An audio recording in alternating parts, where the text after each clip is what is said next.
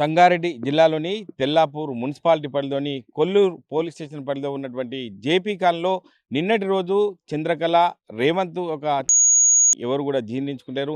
వారికి సంబంధించిన కుటుంబ సభ్యులు కూడా పటాన్ చెరువు యొక్క హాస్పిటల్ వద్ద వారు ఇచ్చారు. ఎందుకంటే ఈ యొక్క జరిగిన సంఘటనపై చాలా ఇబ్బందులు ఎదుర్కొంటాం. గతంలో కూడా వారి నుంచి చాలా ఇబ్బందులు ఉన్నాయని చెప్పి ప్రధానంగా తల్లి, ఇద్దరు అక్కలు కావచ్చు, ఇద్దరు అన్నలు కావచ్చు, వారు వచ్చి రోధిస్తున్న పరిస్థితి ఉంది. ఎందుకంటే వారికి ఎటువంటి అమాయకులుగా ఉన్నారు, వారికి ఎటువంటి చదువు రాదు, కూలీ చేసుకుంటేనే మాకు జీవనం కొనసాగుతుందని చెప్పి ప్రధానంగా చెప్తున్నారు. గతంలో కూడా ఫిర్యాదు చేశాం, కానీ మాకు చాలా ఇబ్బందులు ఎదుర్కొన్నాం. అతని నుంచి మా చంద్రకళ వాని యొక్క టార్చర్ భరించలేకని ప్రధానంగా ఆరోపిస్తున్నారు.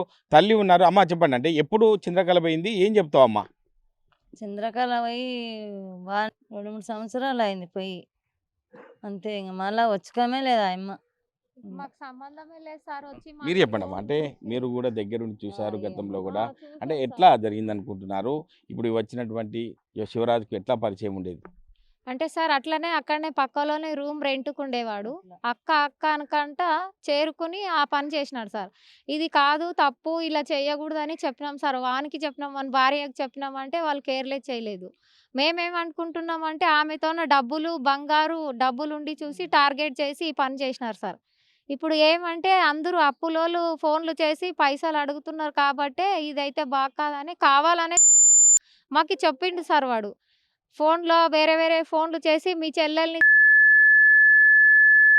తమ్ముళ్ళని ఎవ్వరు ఉండనియరు, అందరిని పోలీసుల చుట్టూ తిప్పేస్తా మిమ్మల్ని, బతకనియను మిమ్మల్ని అని చెప్పిండు సార్ వాడు. అంటే గతంలో మీరు వనపర్తి జిల్లా అమర్చింతకు చెందిన వారు, అంటే ఈ యొక్క శివరాజుకు చంద్రకళ ఎట్లా పరిచయం ఏర్పడింది, ఎట్లా తెలిసిందంటూ? అంటే సార్ అక్కడనే ఈమె చేసుకుని తిన్నింకి వచ్చిండ్రు, వాళ్ళు చేసుకుని తిన్నింక అంటే రూమ్ పక్కల వాళ్ళు ఉండేవాళ్ళు సార్ అందరూ. అలాగే అందరూ బాగుండరనే అనుకునింది, కానీ వాడు ఇంత మోసం చేసేది తెలియదు కదా సార్. కావాలనే టార్గెట్ చేసింది సార్. ఎందుకంటే ఆమెకి భర్త లేడు, డైవర్స్ అయిపోయింది, దీనికి ఎవరున్నారు, తమ్ముళ్ళు అక్క వాళ్ళు ఎవరు పట్టించుకుంటలేరు కదా, మనం దీన్ని ఏమైనా చేస్తేనే సరిపోతుంది కదా అని దాంతో ఉన్నదంతా లాక్కున్నారు. ఇప్పుడు ఏం లేని టైంలో చూసి ఇలా చేసిండు సార్ వాడు. అంటే గతంలో ఇటు శివరాజుకు మ్యారేజ్ అయినట్టు మీకు తెలుసా?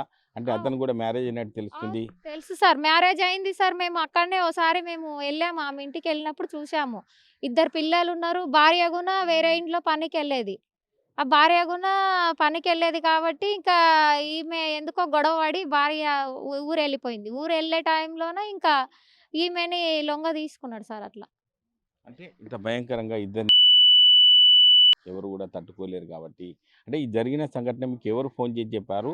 అంటే ఎవరి ద్వారా మీరు ఇక్కడికి వచ్చారు? అంటే సార్ పోలీసులు ఫోన్ చేసి చెప్పిండ్రు సార్. మాకు పోలీసులే చెప్పిండ్రు ఈమె వెళ్ళిపోయి కూడా నార్సింగ్లో లేదు, మిస్సింగ్ అయిందని తెలుసు సార్. కానీ వీడు మాకి మిస్సింగ్ అయింది ఎట్లా తెలుసు అంటే వాడు ఫోన్లు చేసి మాకు టార్చర్ పెడుతున్నాడు. వాని దగ్గర ఆ పాప మొబైల్ నుంచి వాడు ఫోన్లు చేసి ఈడ ఉంది, ఆడ ఉందా, ఏడ ఉంది, మా చుట్టాలకు, మా బంధువులు వాళ్ళకు ప్రతి ఒక్కరు ఫోన్లు, మేడం వాళ్ళకి కానీ దాంట్లో ఎవరెవరు కస్టమర్లు ఉన్నవి అందరికీ ఫోన్లు చేసి టార్చర్ పెట్టేవాడు సార్. ఓకే, అంటే గతంలో వీళ్ళు నార్సింగ్లో ఉన్నట్టు తెలిసింది.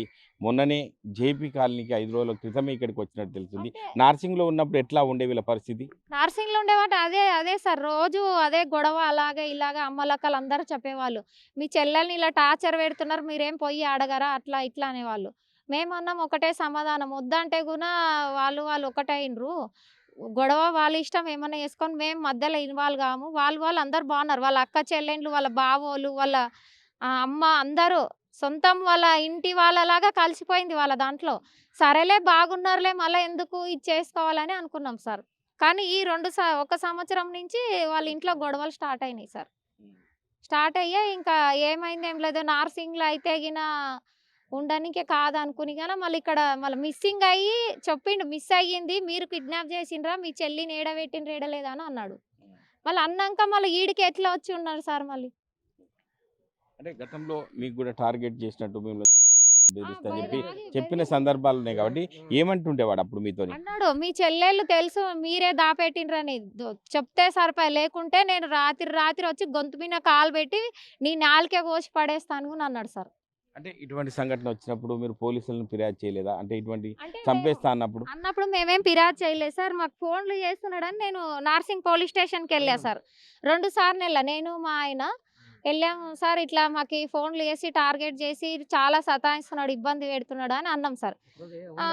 ఒక సార్ ఉండి శ్రీశైలం సార్కు కలవండి అన్నారు. శ్రీశైలం సార్తోనికి వెళ్తే, అయ్యో వాళ్ళకే సమ్మ, వాడు పెద్ద సైకో, వాడు మీ చెల్లెలు డబ్బుల మీదనే ఆధారపడిండు, వాడు ఒక్క రూపాయకు కూడా పనికిరాడు, మీ చెల్లెలు వాడిని కుసనబెట్టి సాకింది కాబట్టి ఇప్పుడు పెండ్లాం లేదు ఎవలేదు అందరు వదులుకున్నారు కాబట్టి మీ చెల్లెలు వాడు ఏడ ఉన్నా వదలడు, వాడు మీ చెల్లెలే టార్గెట్ వాడికి, మీ చెల్లెలు దొరికే వరకు మీకు ఫోన్లు వేస్తుంటాడు, మీరు ఫోన్లు ఎత్తకండి, మీరు ఫోన్లు ఏవొచ్చినా స్విచ్ ఆఫ్ చేసుకోండి, లేదంటే బ్లాక్ లిస్ట్లో పడేయండి, లేదంటే సిమ్ అన్న తీసుకోండి, ఈ మాట చెప్పింది సార్. అంటే కారుకు సంబంధించి మీరు చెప్తున్నారు, అంటే క్యాబ్ డ్రైవర్గా పనిచేసేవాడా, వీళ్ళకి కారు ఉందా, అంటే ఈ కారు ఎవరు కొనిచ్చారు ఏంటి అది? ఈ కారు వచ్చేసి చంద్రకళ కొనిచ్చిందంట సార్. అది కూడా మాకు పోలీసుల ద్వారానే తెలిసింది సార్.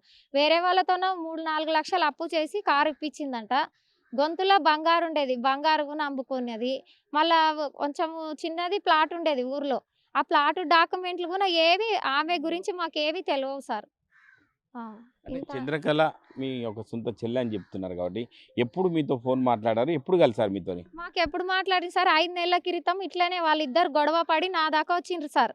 నేను వేరే దగ్గర రెంటుకున్నా. నేనన్నా, మీరు గొడవ పడి నా దాకా రావకండి, మీరు గొడవ పడి మీరు ఆ మధ్యలో బాగున్నప్పుడు మీరేం నాకు చెప్పి రాలేదు కదా, మీరు గొడవ పడి మీరు ఒకటవుతారు, లేదంటే ఇష్టం లేకుంటే ఇడిపోండి, ఊకెందుకు టార్చర్ పెడుతున్నావు. నేను కూడా చెప్పిన వానికి, మా చెల్లెలు బాగాలేదంటున్నావు కదా, ఇడిచిపెట్టి ఏం అవసరం, నీకు పెండ్లాం పిల్లలు ఉన్నారు, నీకు అవసరమా ఉండనికే అని చెప్పిన సార్. నేను బాగానే బెదిరించిన, లేదు నాకు సంబంధం లేదు, నేను వెళ్ళిపోతున్నా అయిపోయి ఇంకా అని వాళ్ళ అక్క వాళ్ళ తమ్ముడు నా దగ్గర వచ్చి చెప్పిపోయిండ్రు సార్. చెప్పిపోయిన 2వ రోజుకే మళ్ళీ ఆమె దగ్గరికి వెళ్ళి ఉన్నాడని చెప్పిండ్రు సార్. అంటే గతంలో మీకు ఫోన్ చేసి బెదిరించి మేము చంపేస్తా, మీ సంగతి అయింది చూస్తా సార్, చాలా అన్న సందర్భాలు సార్లు, చెప్తున్నారు చాలా కాబట్టి ఎప్పుడు సార్లు. జరిగింది అది? చాలా సార్లు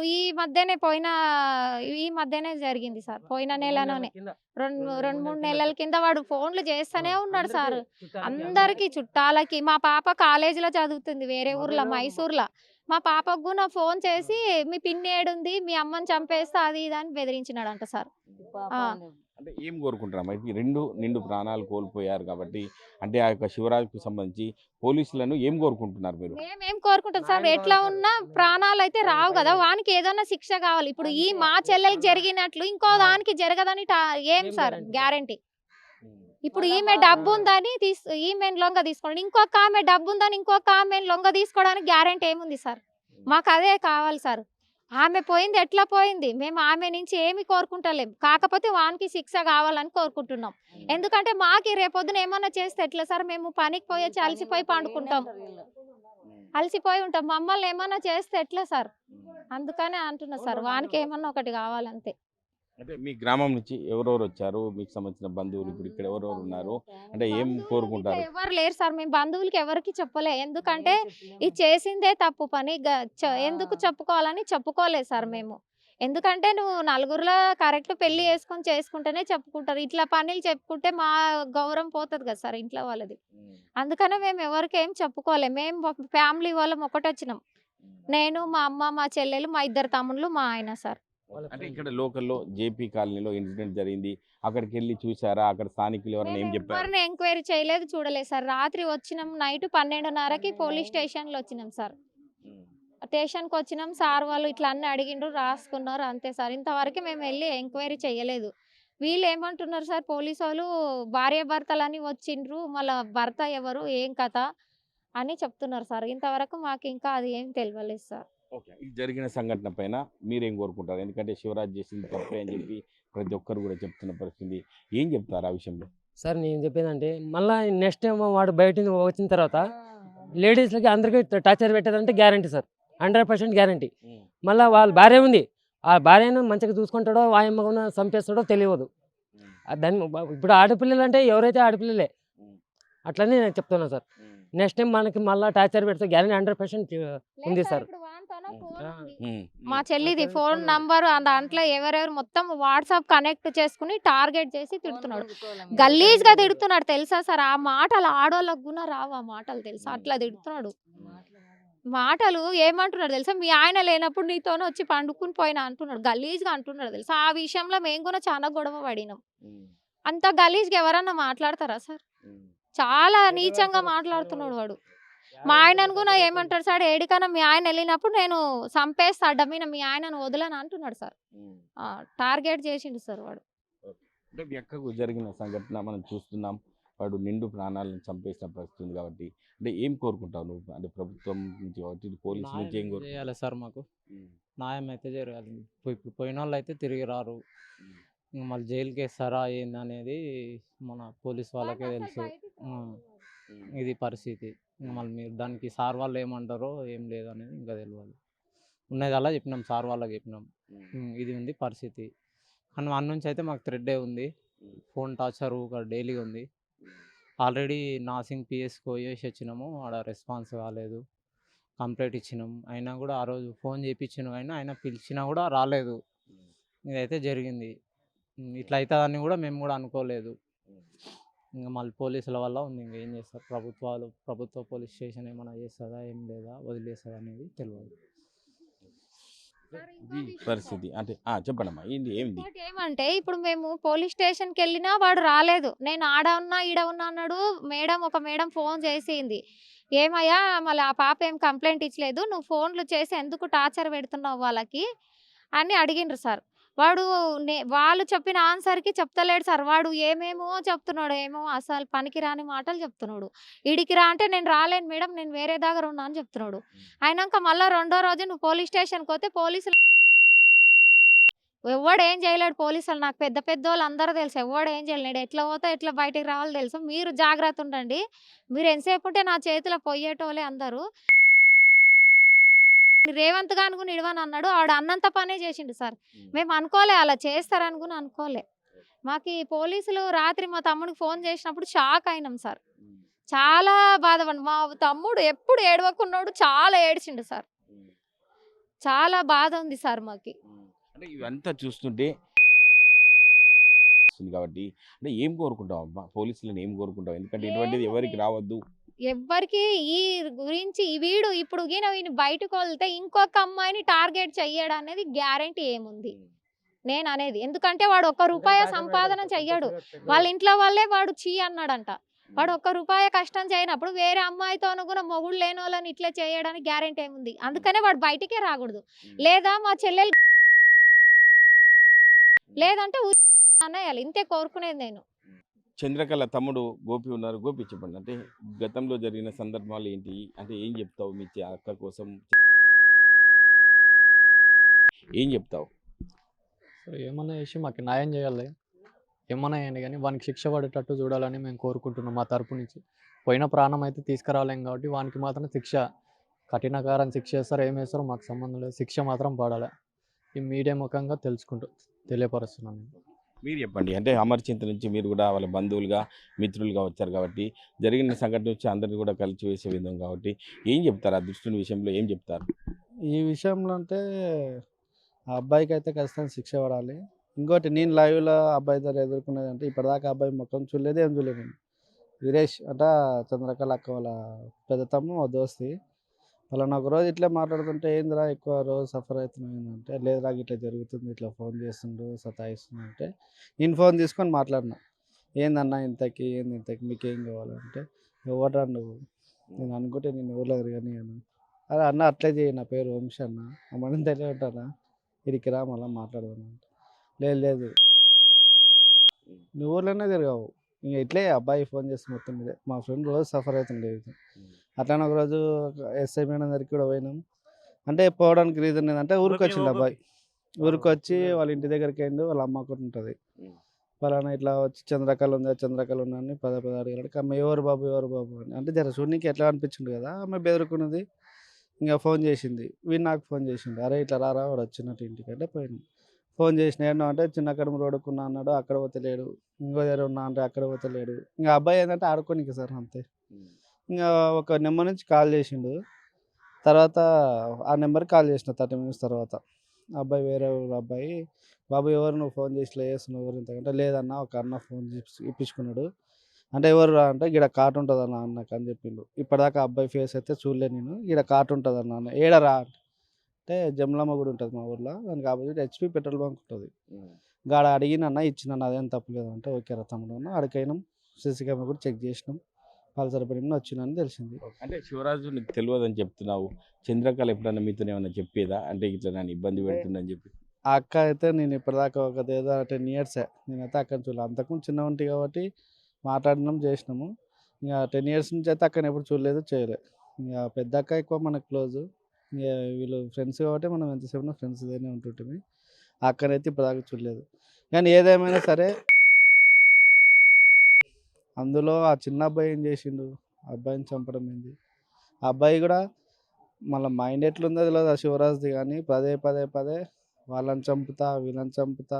పెద్దక్క కూడా ఫోన్ చేస్తాడు. అక్క వాళ్ళు క్లోజ్ మనకి చెప్తారు ఏదున్నా.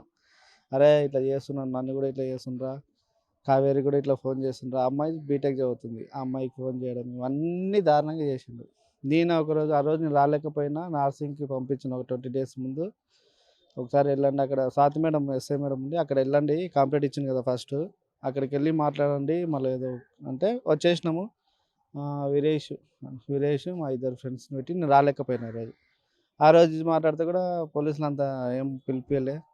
ఆ రోజు పిలిపించి మాట్లాడినా కూడా ఈరోజు ఇది కాకపోయేదేమో అని నా ఫీలింగ్ సార్. ఓకే. అంటే ఇదంతా చూస్తున్నావు, నిందితునికి ఏం కావాలని కోరుకుంటున్నావు? ఎందుకంటే ఇద్దరు కళ్ళ ముందే చనిపోయిన పరిస్థితి మనం చూస్తున్నాం కాబట్టి నిందితునికి పోలీసుల ద్వారా ఏం కావాలని కోరుకుంటున్నావు? నిందుడికి అంటే అబ్బాయి ఇంకా ప్రాణం పోవాలని అయితే ఏం కోరుకోరు ఎవరైనా సరే. మనం ప్రాణం ఉన్న జీవులం కాబట్టి ఉన్న రోజులు అయితే లైఫ్ లాంగ్ ఖైదీగా ఉంచాల్సిందిగా కోరుతున్నాం. ఎందుకంటే రేపనాడు ఇలాంటివి ఇంకెవరికైనా చేయొచ్చు, చెప్పలేం. మా అక్క వాళ్ళు ఇద్దరు అక్క వాళ్ళని అంటే టార్గెట్ చేసి ఒక్కొక్కసారి వాళ్ళ ఇంటికాడికి పోవడం ఏదో చేయొచ్చు. కాబట్టి ఈ పోలీస్ వారికి విన్నపం ఏం చెప్తున్నానంటే అబ్బాయికి జీవిత ఖైదీ చేసినా సంతోషమే, ప్రాణాలు తీసేయాలనేది మాత్రం నేను చెప్పాను. ఎందుకంటే నేను ఒక హ్యూమన్ని కాబట్టి జీవిత ఖైదీ చేస్తే ఆ బాలునికి, ఆ బాబు పసిబాబు 10 సంవత్సరాల బాబునికి ఏం తెలుసు, ఆ బాబు ఆత్మ శాంతిస్తుందని కోరుకుంటున్నాను. అంటే మీరు చెప్పండి, అంటే మీరు కూడా ప్రత్యక్షంగా మీరు చూస్తారు, చంద్రకళకి సంబంధించిన బంధువులే కాబట్టి ఏం చెప్తారు? ఇప్పుడైతే జరిగిన న్యాయానికి మాకు ఫస్ట్ న్యాయం చేయాలి సార్. అతనైతే శిక్షించాలి బాగా. ఇప్పుడున్న మా అక్క వాళ్ళకు కూడా రక్షణ కల్పించాలి మెయిన్గా, ఎందుకంటే వాళ్ళు కూడా పని చేసుకునేవాళ్ళు. సో వాళ్ళకి రక్షణ కల్పించాలని కోరుతున్నాను.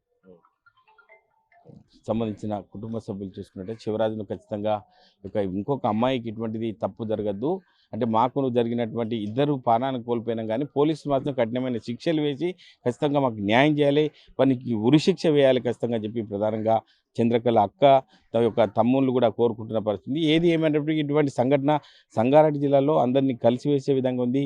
ఎవరు కూడా జీర్ణించుకోలేకపోతున్నారు. ఎందుకంటే రేవంత్ అని చిన్న బాబును కూడా ఈ యొక్క జీర్ణించుకోలేకపోతున్నారు. ఎందుకంటే వాళ్ళు కలిసి ఉంటే ఉండని కానీ ఆ చిన్న బాబు ఏం చేసిందని చెప్పి ప్రధానంగా ఆరోపిస్తున్నారు.